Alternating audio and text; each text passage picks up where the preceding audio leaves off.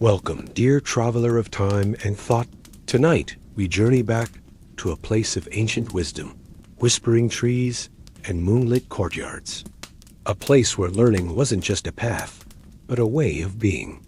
This is the story of Nalanda, the world's first great university, where seekers from every corner of the earth came in search of truth, and where the silence taught more than words ever could. Through the eyes of a quiet visitor from afar, you'll walk its sacred grounds, feel its stillness, and perhaps find a little peace within yourself too.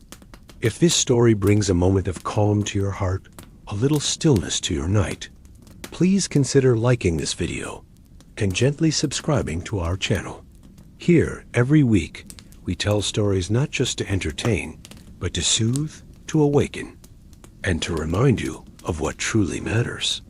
So close your eyes, take a deep breath, and let's begin our journey to Nalanda, in the heart of ancient India, before the skyscrapers and satellites. There once stood a university that lit up the world, not with electricity, but with wisdom. Its name was Nalanda, and it was not just a place. It was an idea, a living flame of knowledge, burning bright while much of the world was still learning to write.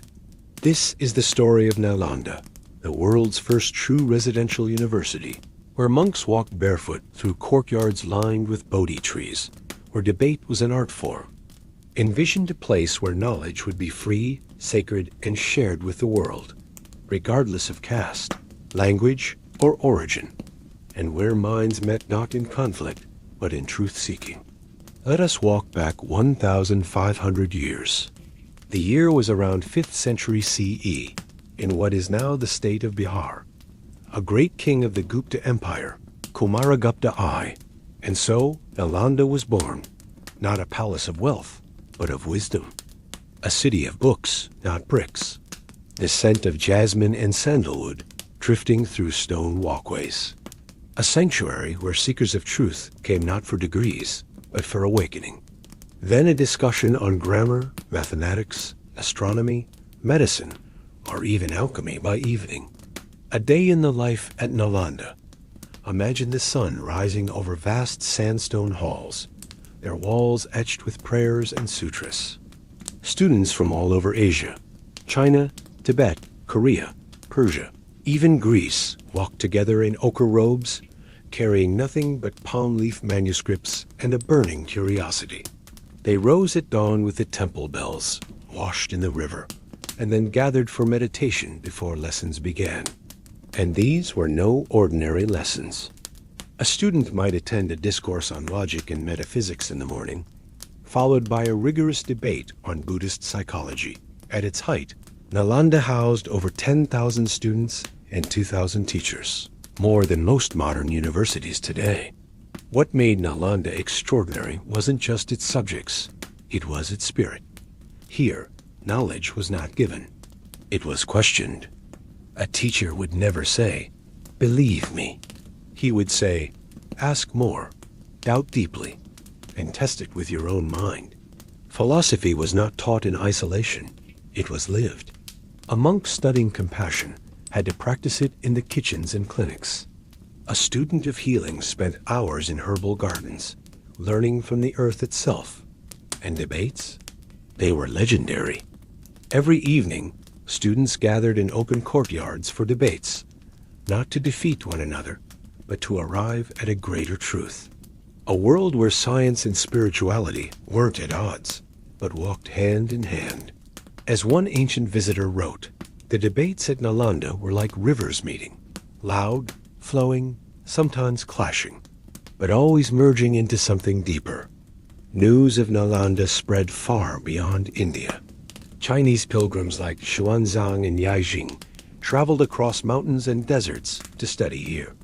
Xuanzang, in fact, stayed for 17 years, mastered Sanskrit, and took back hundreds of texts to China, preserving much of Indian thought for future generations. Nalanda became a beacon, the intellectual heart of Asia.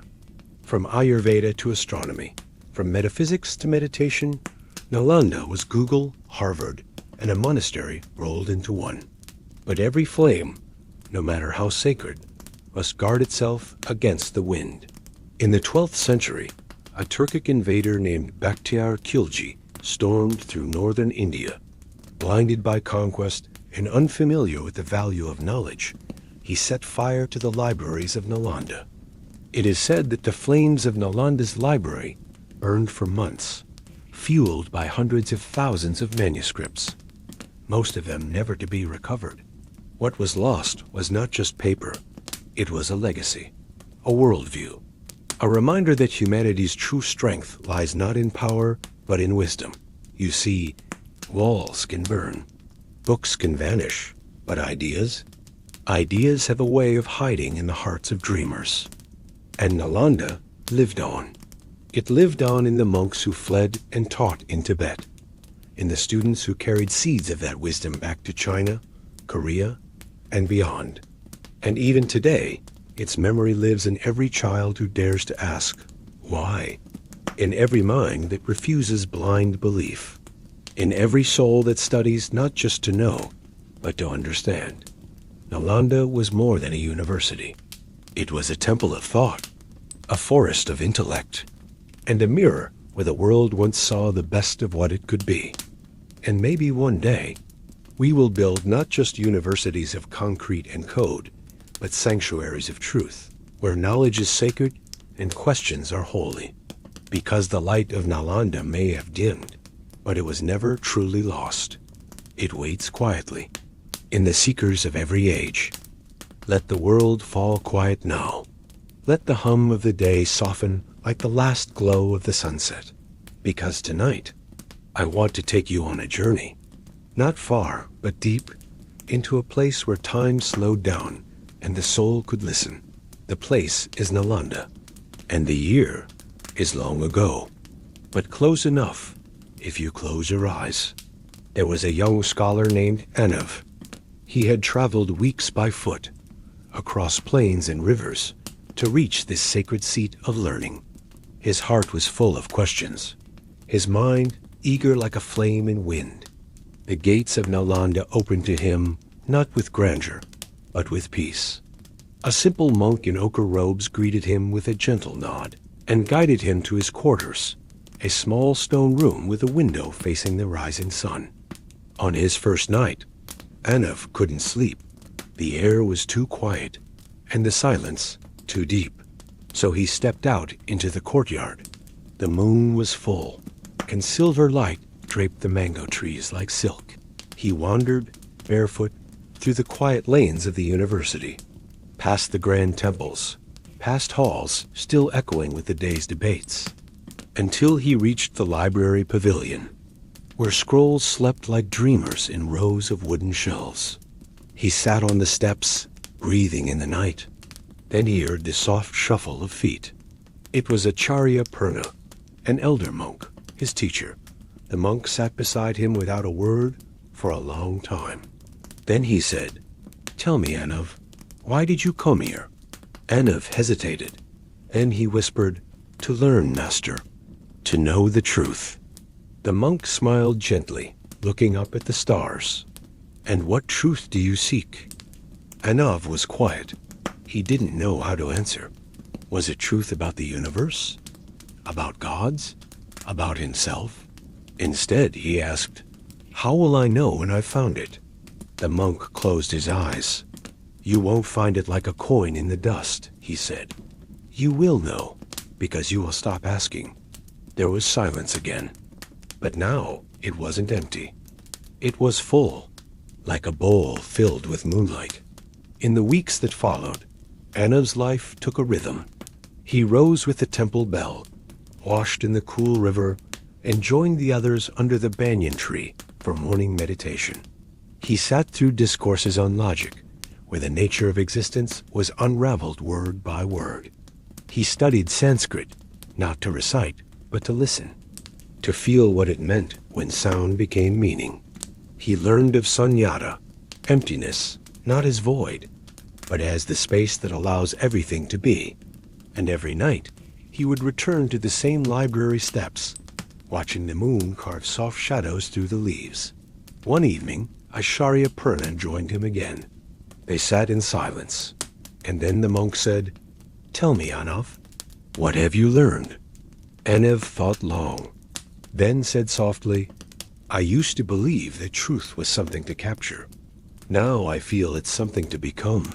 The monk closed his eyes again and smiled. "Then you have begun to learn." The wind whispered through the Bodhi leaves. Somewhere, a bell chimed slowly in the distance. And in that stillness, Anav felt a deep peace settle in his chest.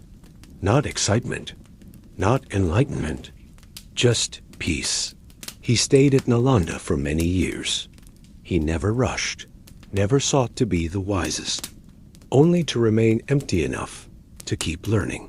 He became a teacher in time, but always a student. He taught others what his master taught him.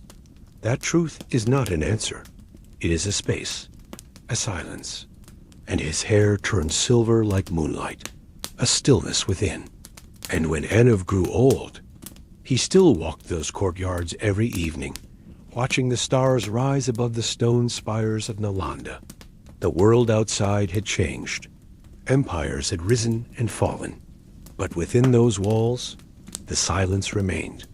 And in that silence, the soul could rest. So sleep now, traveler of time. Let your mind walk gently through the courtyards of Nalanda. Let your breath follow the wind between the trees. And know that learning is never finished. And peace is not a destination, but a returning. Back to stillness. Back to you. Back to home. There was once a traveler, a quiet man from a faraway kingdom, across rivers and deserts, across mountains blanketed with snow. His name was Wei Shen, a scholar from the Tang dynasty of China. He had heard whispers of a sacred place where wisdom flowed like water, and teachers taught not only the words of the Buddha, but the language of the stars and the pulse of the body. That place was Nalanda. For weeks, he had journeyed on foot and ox cart, resting under banyan trees and asking villagers for directions.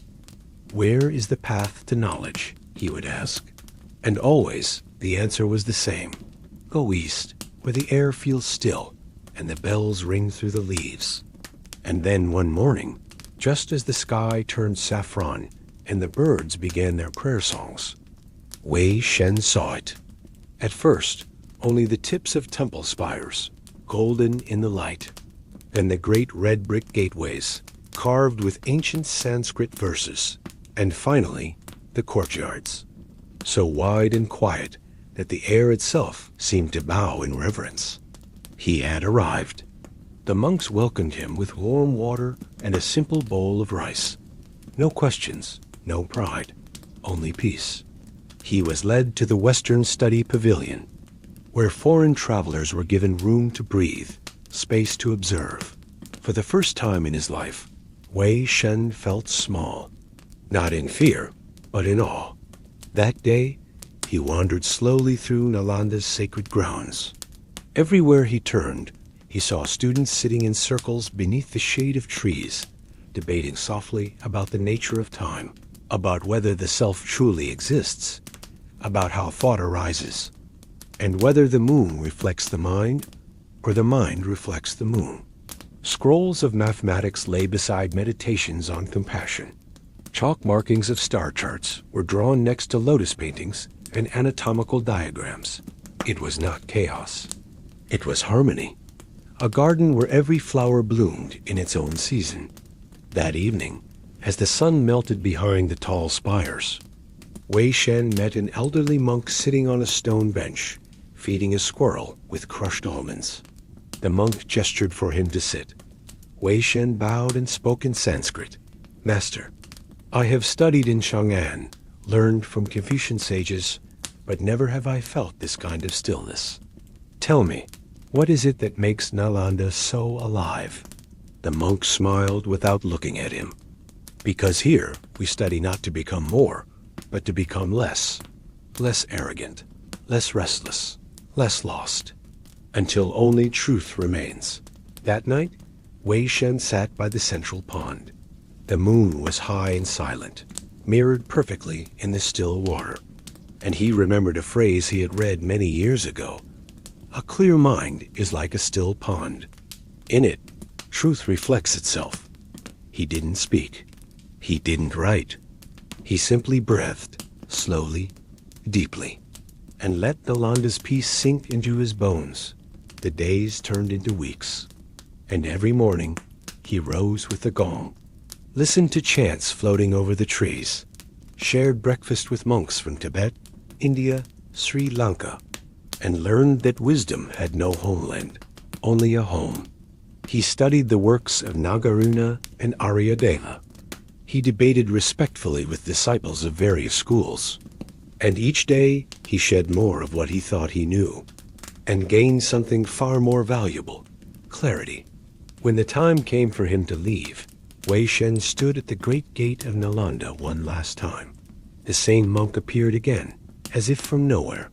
He looked into the traveler's eyes and said, "You came seeking truth, friend. Now, let it guide you silently, like a candle within. And remember, what you take from Nalanda is not knowledge. It is remembrance of what you already knew, deep within." Wei Shen bowed low, tears in his eyes. And then he left, not carrying books, but carrying silence. The kind of silence that listens. The kind of silence that heals. The kind of silence that glows, long after the fire has dimmed. Centuries later, long after Nalanda's halls were reduced to ruins, long after kingdoms fell and borders changed, a curious scroll would be found in a monastery in western China. It was handwritten. Its final line read, "I came seeking Nalanda and found myself." So now, as your eyes grow heavy and your thoughts become soft like the whispering wind, rest easy knowing this. Wisdom is not lost. It simply sleeps, waiting for the gentle seeker, like you. Sleep well, traveler of the soul. The halls of Nalanda are still open, in your dreams. Time moved on, as it always does. The traveler from China had long returned to his homeland, his heart forever marked by the stillness of Nalanda. Others, too, came and went, scholars, monks, poets, dreamers.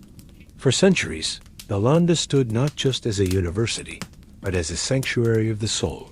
In its 9 million palm leaf manuscripts were written the thoughts of sages, the cures for forgotten illnesses, the poetry of truth, and the maps of the cosmos drawn from silence. But one day, the bells of Nalanda rang for the last time. It was the 12th century. Far from the sacred groves and temples, the world had begun to shift. Power moved like the desert wind, uncertain, fierce, and blind. Empires rose on the edge of steel, and the fires of conquest had begun licking the borders of peace. They came from the west, riders on horseback, their swords drawn not by wisdom, but by rage. Under the command of Bakhtiar Khilji, the invaders stormed Bihar, and with it, they came to Nalanda. The gates that once welcomed the curious now stood silent and exposed. The gardens where monks debated the soul's path were trampled beneath heavy boots. The libraries, as grand halls of thought and memory, were seen not as treasures, but as threats. And so the flames were lit. Scrolls that had survived centuries, passed down through loving hands in whispered chants, were thrown into fire. It is said that the library burned for months because there was so much knowledge, so many lifetimes inked into fragile leaves, so much light extinguished. The monks, those quiet seekers who knew only the language of compassion, stood not with weapons, but with prayers. Many were cut down.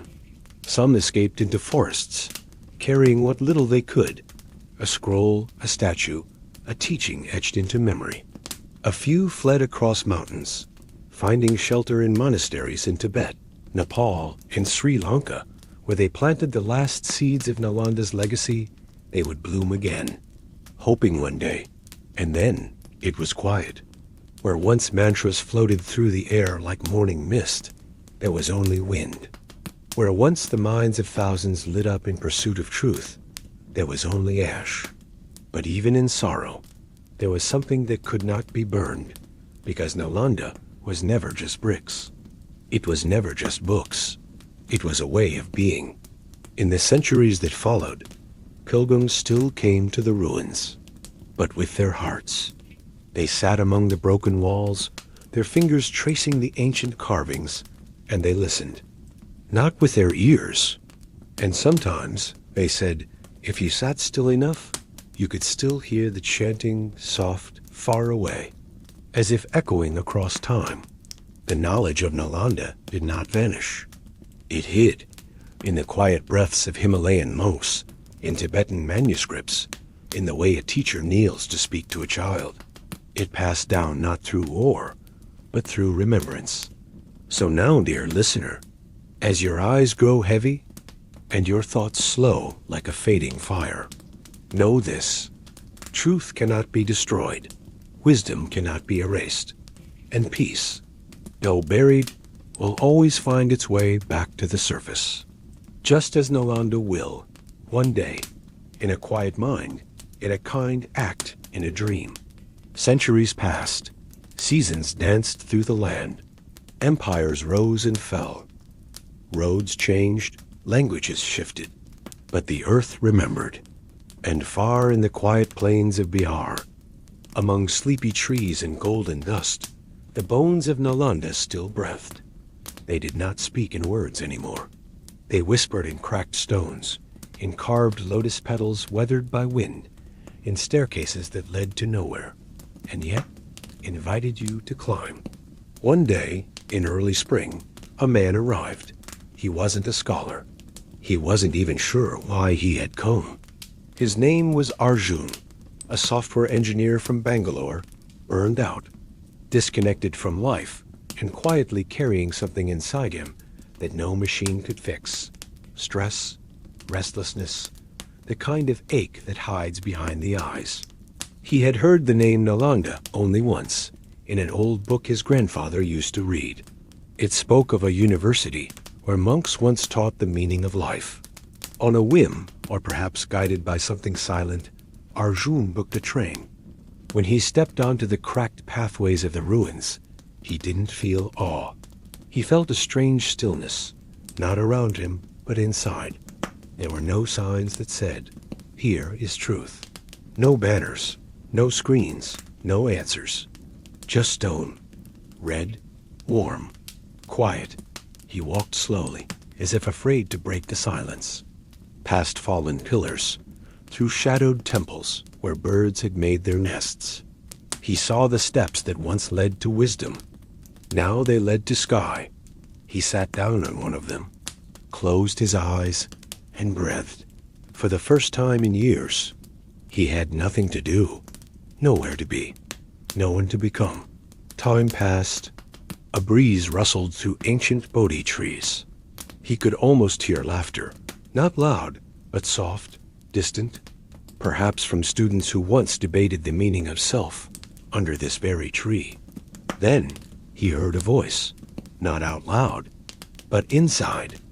"You have searched the world for purpose, but have you ever just sat with yourself and listened?" His eyes opened. A small boy had appeared near the stairs, watching him curiously. "Are you meditating?" the boy asked, full of ghosts. Arjun smiled. "I don't know, maybe. Or maybe they're teachers." The boy laughed. "This place is very old, my grandfather says." "Maybe they're not ghosts," Arjun said softly. "Maybe they're memories." The boy shrugged. That night, back in a guest house near the ruins, Arjun sat in silence. No TV, no phone, just a notebook. And for the first time in many years, he wrote something that wasn't for work. It wasn't a resume, or a meeting note, or a list of goals. It was a simple sentence. "Peace is not in what I do. Peace is in how I am." The next morning, before leaving, Arjun returned to the ruins one last time. He placed a small white flower at the base of a broken stone pillar, an offering not to a god, but to time itself. And as he walked away, he whispered, "Thank you for remembering, so I could remember too." And now, dear listener, As your breathing slows and your mind begins to settle, let yourself return, in your imagination, to those ancient walkways. Let the air become still. Let the silence speak. Nalanda still lives, not in buildings, but in every quiet moment you choose to just be. Sleep well. And may your inner wisdom gently rise like the morning sun over the temples of your soul.